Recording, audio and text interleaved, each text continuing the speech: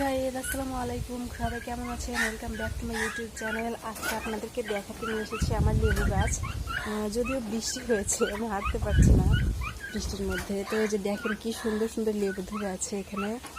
এই যে অনেকগুলো লেবু ধরেছে এবার। এগুলো এই যে ছোট, এই যে বড়গুলো আছে, এই যে কয়েকটা অনেকগুলো পেরে খাওয়া হয়েছে লেবু। তো এই যে দেখেন, আর এই যেগুলো হচ্ছে আমাদের টার্কি মুরগি, এগুলো আমরা পুষছি।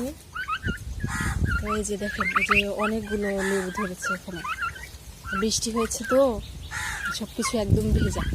তো গাছটা মোটামুটি মাশাআল্লাহ বড়ই আছে, তবে লেবুর পরিমাণটা গাছ অনুযায়ী একটু কম।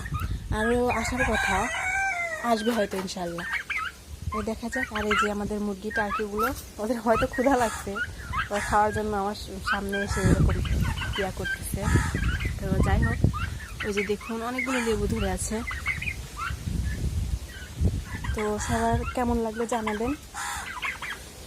এই যে অনেক সুন্দর লেবু।